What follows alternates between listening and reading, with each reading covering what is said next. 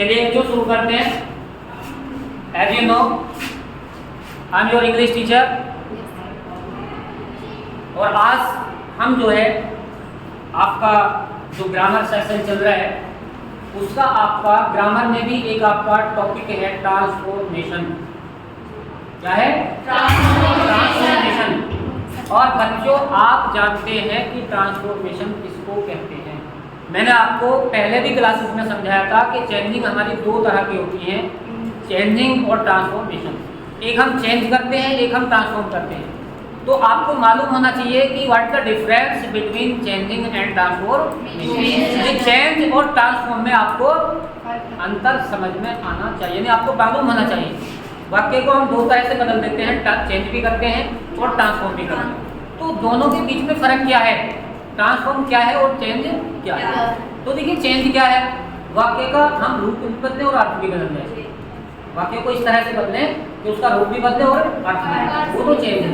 जैसा अफर्मेटिव को हमने निगेटिव कर दिया, कोई चीज हम कह रहे हैं यस, निगेटिव हो गया नो, ठीक है ना, हमने तो ये तो हो गया हमारा चेंज। अब ट्रांसफॉर्म क्या है कि वाक्य का केवल रूप बदले, अर्थ वो ट्रांसफॉर्म। कि अगर हमारा सेंटेंस अफर्मेटिव है और हम उसको निगेटिव बदलें तो उसका अर्थ जो मीन है, उसका मतलब है वो वही रहेगा जो हमारा अफर्मेटिव, यानी निगेटिव होने पर भी अर्थ। जैसे एक एग्जाम्पल मैं आपको दूं, ठीक है ना, you are good students, you are good students. अगर हम इस सेंटेंस को निगेटिव करें तो अर्थ भी बदलेगा और रूप भी बदलेगा। You are not good students, ये निगेटिव होगा और ये हमने चेंज किया।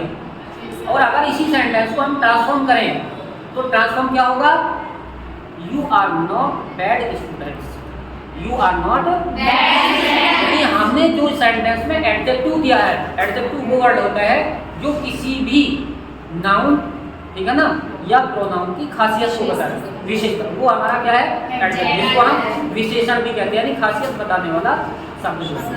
तो हमें उस खासियत बताने वाले शब्द को, एडजेक्टिव को एकदम अपोजिट करना पड़ता है।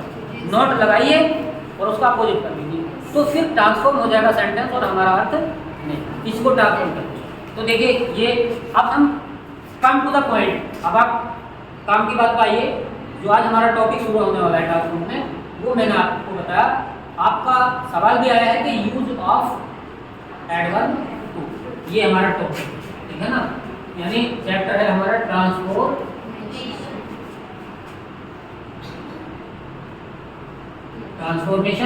और इस ट्रांसफॉर्मेशन में जो हमारा टॉपिक है आपका वो है यूज ऑफ एडवर्ब टू।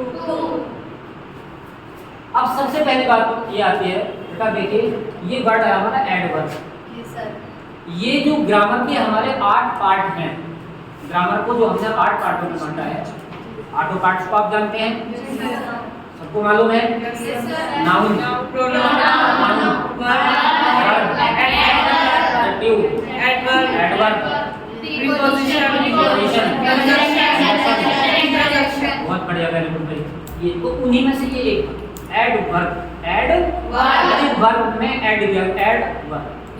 अब ये एडवर्ब क्यों किया गया, वर्ब में ऐड जोड़ा गया, ये इसलिए जोड़ा गया कि वर्ब की विशेषता को बताता है, वर्ब की तारीफ को मॉडिफाई करेगा, वर्ब मॉडिफाई करेगा, यानी जो वाक्य में वर्ब क्रिया हो रही है, ठीक है ना, वो किस तरह से हो रही है, धीरे धीरे हो रही है, बहुत जल्दी से हो रही है, बहुत अच्छे से हो रही है, बहुत बुरे से हो रही है, तो उसकी खासियत को बताता है, इसीलिए हम इसको एडवर्ब कहते हैं। ये हमारी जो क्रिया होती है वाक्य में, जो वर्ब होती है, उस वर्ब के करने का मैनर क्या है, तरीका क्या है, वे क्या है, हम उसको किस तरह से कर रहे हैं, वो क्रिया कैसे हो रही है, ठीक है ना, उसको हम एडवर्ब। और ये जो हमारा टू है, ये एडवर्ब टू है। इसका मतलब है अत्यधिक, क्या है, अत्यधिक। और ये जो वाक्य होते हैं, ऐसे जो सिंपल वाक्य होंगे हमारे, जिसमें टू आएगा, इस वाक्य का अर्थ हमेशा जिसमें ये टू आ जाएगा, इस टू का अर्थ हमेशा निगेटिव में आता है। क्या आता है, निगेटिव। अब हमने क्या करना, देखो एग्जांपल देखिए, इस तरह से सेंटेंस होता है हमारा, ही इज टू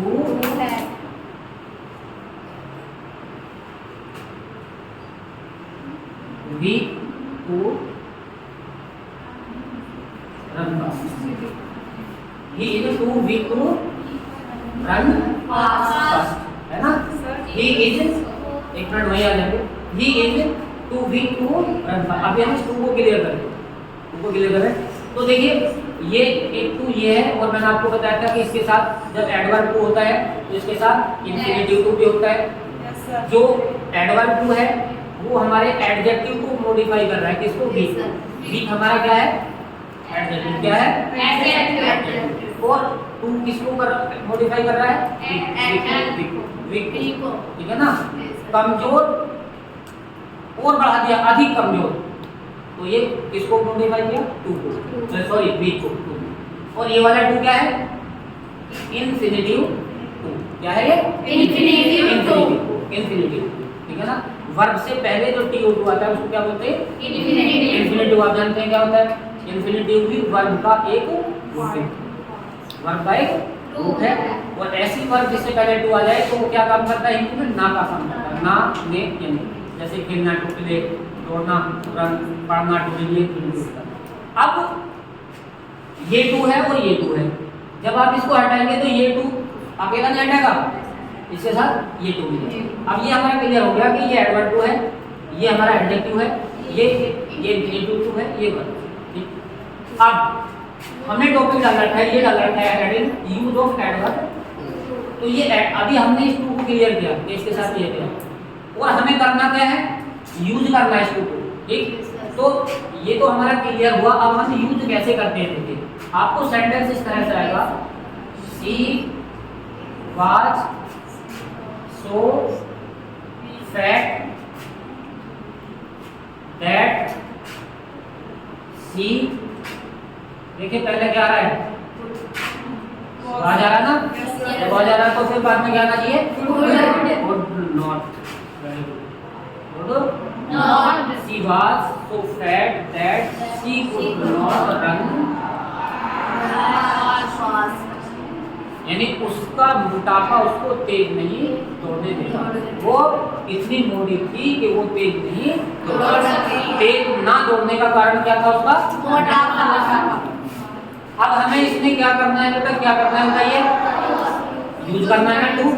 जब हम टू यूज करेंगे तो हमें इसमें से दो अल्फाजों को, ठीक है ना, दो पार्ट में सेंटेंस प्राप्त करना है। तो सो है, तो सो है, और एक क्या है, ये पूरा पोर्शन आपको नॉट तक का, ठीक है ना, दैट शी कुड नॉट, इस पूरे पोर्शन को आप इस सो को हटाओगे तो इस सो के स्थान पर आप क्या देखाएंगे, ये कौन सा टू है, एडवर्ब टू।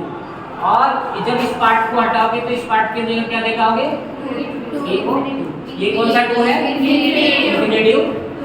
यानी दोनों साथ आते हैं और दोनों साथ ही जाते हैं। अगर क्योंकि उल्टा भी आ सकता है, ये हमने यूज कर रहे हैं यहाँ तक, अगर रिमूवल आ गया तो रिमूवल में दोनों साथ ही जाएंगे, और अगर यूज है तो दोनों साथ ही रहते हैं, ठीक है ना। तो देखिए अब इसको जब आप आंसर, इस क्वेश्चन का, ये क्वेश्चन है आपका, इसका जब आप आंसर दे रहे हैं तो कैसे आंसर देंगे,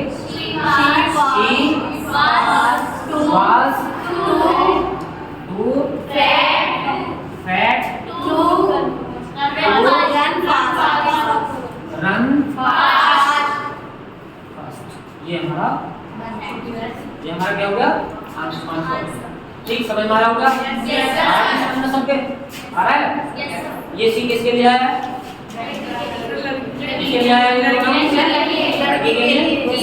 इसका मतलब मोटापा किसको है, लड़के को तो नहीं है, नहीं। ये बात हमारी वर्ब है, बात सुनिए। ये टू हमारा क्या हो गया, एडवर्ब टू।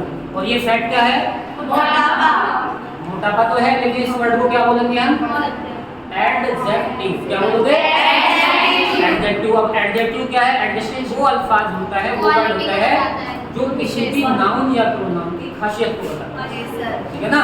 तो ये क्या है हमारा एडजेक्टिव को आप जानते नहीं है।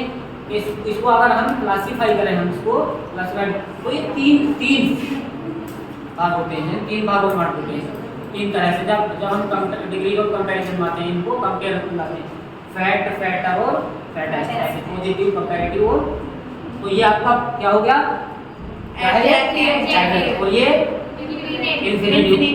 इंफिनिटिव, और ये वर्ब। ये इतना मिलाकर ही आपका इंफिनिटिव। और ये जो फास्ट है ये आपका एडवर्ब। क्या है ये? Adverb.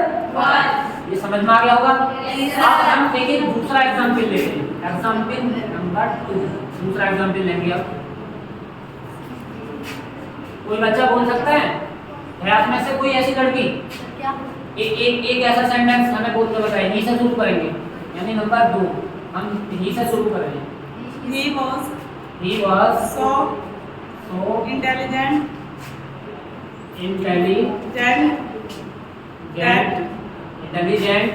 that he could not क्या बोलेंगे इसको क्या बोलेंगे?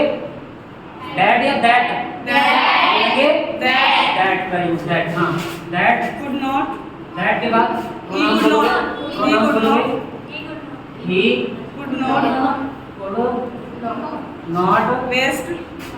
waste his time। तो हिंदी क्या बताने बेटा इसमें? देखिए वो he was so intelligent that he could not waste his time। वो इतना बुद्धिमान था कि अपने समय को व्यर्थ नहीं करना। बुद्धिमान वही है जो समय को नहीं बिगाड़ रहे, क्योंकि समय की कोई कीमत नहीं है। समय बेकीमती है। जो समय आप बर्बाद कर रहे हैं उससे आपका बहुत बड़ा हर सब चीज की पूर्ति आप कर लेंगे, लेकिन समय की बर्बादी की आपके पास कोई पूर्ति नहीं है, इसलिए आप समय बर्बाद नहीं। स्टूडेंट को अपना समय बर्बाद नहीं करना चाहिए। तो he was so intelligent that he could not waste his time. अब हमें क्या करना है इसमें? क्या कर रहे हैं हम? टॉपिक क्या है हमारा? तो कोई यूज कर रहे हैं ना? तो देखिए एक तो ये हो गया, तो और दूसरा क्या है? That he could not. दोनों को एक साथ रिमूव करोगे आप तो क्या हो जाएगा? क्या होगा ये आपका आंसर होगा ही वाज टू इंटेलिजेंट। तो आप जानते हैं क्योंकि आप तो खुद भी बहुत इंटेलिजेंट है सारे के सारे। अब यहाँ हटाया हमने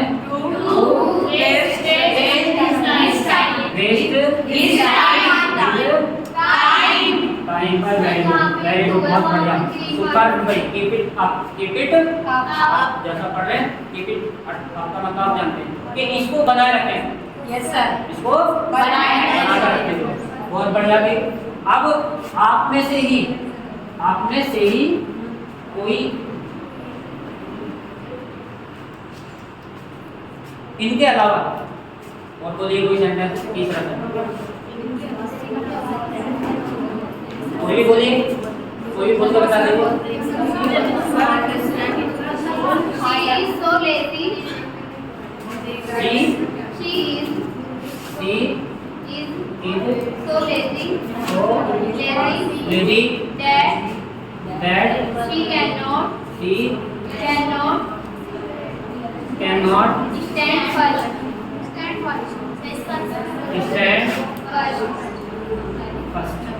ठीक है ना? ओके, क्या मतलब हो गया भाई? She so lazy that she can not stand first. वो इतनी आलसी है, वो इतनी आलसी लेजी। देखिए लेजी हम आलसी के लिए तो लेते ही हैं, निखल्ले के लिए भी लेते हैं, मक्कार के लिए भी लेते हैं। क्या के लिए? मक्कार के लिए भी हमें लेजी बोल देते हैं। वो इतनी मक्कार है, वो इतनी मक्कार है। माने लड़का लड़की? लड़की।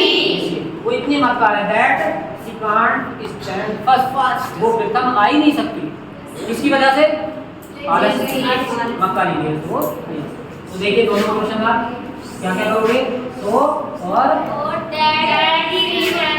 तो आपका जवाब क्या हो जाएगा?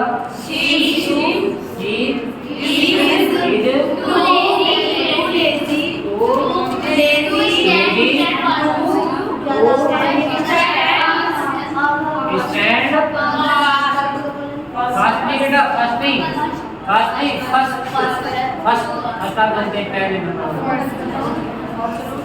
Clear? Yes sir. Have you any doubt? No sir. No doubt? No sir. चलो वेरी गुड, बहुत बढ़िया। Thank you sir. अब देखिए आगे चलते हैं। अभी तक जो हमने एग्जाम्पल्स लिए हैं, ऐसे एग्जाम्पल्स लिए हैं तीनों जिनमें आपने देखा कि एडवर्ब टू के साथ इंफिनिटिव दिया हुआ है। ठीक है ना?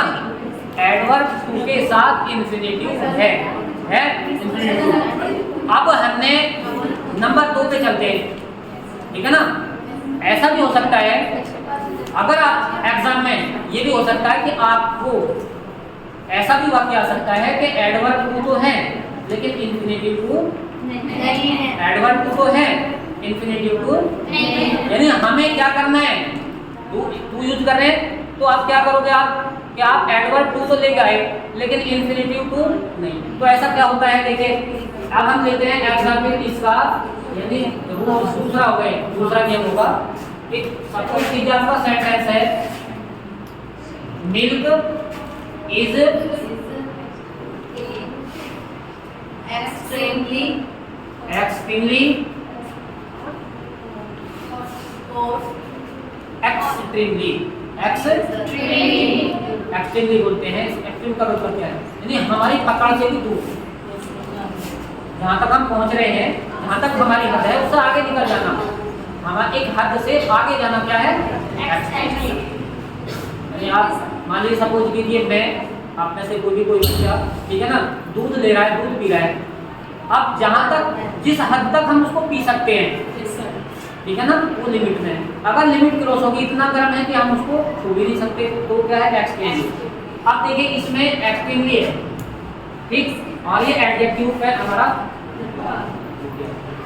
तो अब ऐसे वाक्यों में क्या करते हैं हम, एक्सट्रीमली को हटाकर क्या करोगे, टू लगाएंगे। तो आंसर क्या हो जाएगा आपका, मिल्क इज कौन सा टू, एडवर्ब टू, एक्सट्रीमली। या फिर देखिए यही आपको यही सेंटेंस आपको दूसरे तरह से भी एग्जाम में मिल सकता है, ठीक है ना, कैसे मिल सकता है, देखिए बेटा एक्सट्रीमली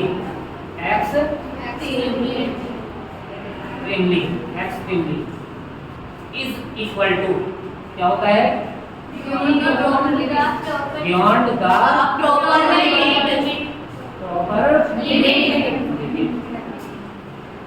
ये होता है इसका मतलब बियॉन्ड द। तो अभी मैंने आपको बताया कि एक हद से आगे चला जाना, जहाँ हमारी हद खत्म हो रही है उससे आगे निकल जाना, वो बियॉन्ड द प्रॉपर। लेकिन फर्क क्या है, देखिए दोनों में क्या फर्क है, एक्सट्रीमली प्लस एडजेक्टिव, यानी एक्सट्रीमली का प्रयोग एडजेक्टिव से पहले होता है, लेकिन या फिर इसी को दूसरे शब्दों में क्या कहते बोलेंगे, in other words beyond, sorry ऐसे बोलोगे adjective plus beyond the proper limit, beyond the proper limit, proper limit. तो इसी सेंटेंस को आप दूसरे शब्दों में भी बना सकते हैं, दूसरे तरह से भी बना सकते हैं। कैसे बनाएंगे, ये फर्स्ट आंसर है इसका, दूसरा आंसर क्या होगा, मिल्क इज हॉट क्या, beyond the proper limit, beyond the proper limit, proper limit. Limit,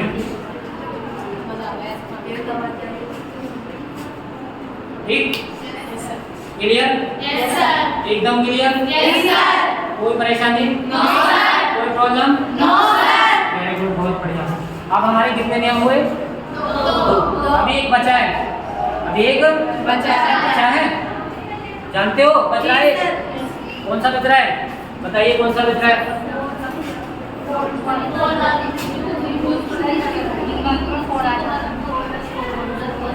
अभी हमारा एग्जाम्पल्स बचा हुआ है, एक नियम बचा हुआ है कि अगर पहला नाउन या प्रोनाउन, पहला नाउन या प्रोनाउन, ठीक है ना, कोई भी वस्तु, कोई भी थिंग, ठीक है ना, यानी काम करने वाला नाउन, काम करने वाला नाउन या प्रोनाउन, ऐसा शब्द ना हो तो काम करता है, यानी कोई प्राणी नहीं है, ठीक, किसी भी तरह का प्राणी, बल्कि वो या तो कोई थिंग है, वस्तु है, ठीक है, या फिर कोई आइडिया है, ठीक।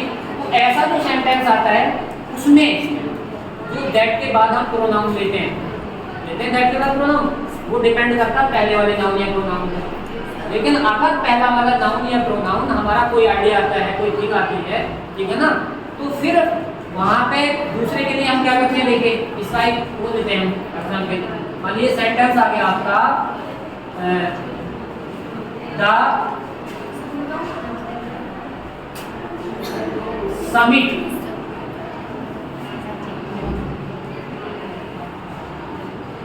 जानते हैं समिट पीक टॉप चोटी, ठीक है ना। The summit is so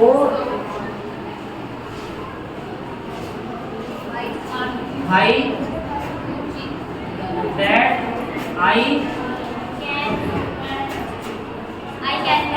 can not, ठीक है ना, climb it. The summit is so high that I cannot climb it। यानी शिखर चोटी इतनी ऊंची है, पहाड़ी इतनी ऊंची है कि मैं उस पर चढ़ नहीं सकता हूँ। देखिए अब ये जो समिट है, अभी मैं आपको बता रहा था कि कोई भी थिंग यानी कोई प्राणी ना हो, निर्जीव चीज है। और यहाँ पे देखिए क्या प्रोनाउन आया आपका दैट के बाद आई आया है। तो ये इस आई का और इसका कोई आपस में रिलेशन नहीं है। अब हमें क्या करना है इसके लिए, तो हम क्या करते हैं, क्योंकि ये हमारा सब्जेक्टिव केस है, ऐसी स्थिति में हम क्या करते हैं, सब्जेक्टिव केस को ऑब्जेक्टिव केस में ले जाते हैं, उससे पहले प्रीपोजिशन फोर ले लेते हैं। ऐसा हो गया, आंसर कैसा हो जाएगा इसका आंसर समिट। क्या बताया था मैंने अभी आपको, समिट क्या बताया था मैंने आपको, समिट इज टू, क्या करेंगे, टू हाई टू हाई, ठीक है ना। अब यहाँ पे क्या करोगे, और नीड, ये देखो ये ऑब्जेक्टिव केस है, वो नीड टू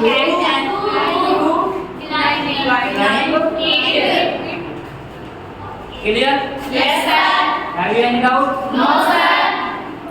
हमारा जो ये अभी हमने टॉपिक लिया था यूज ऑफ एडवर्ब टू, बिल्कुल क्लियर। Yes sir. अब अगर आपको सवाल आता है, आपको मैं क्वेश्चन दे दूं, आपको मैं दो एक सेंटेंस, 2 3 4 सेंटेंस अगर मैं आपको बोल दूं, आई होप, ठीक है ना, all of you can do, you can do easily, ठीक है ना। कैन यू डू और नॉट, कैन यू डू और नॉट, बोलिए यस, सभी करोगे ना, कर दोगे बिल्कुल। अब मैं आपको सेंटेंस बोलूंगा, ठीक है ना, 2 3 इन, हाँ क्योंकि हमने 3 रूल्स किए हैं, तो तीनों रूल्स के मैं आपको 3 वाक्य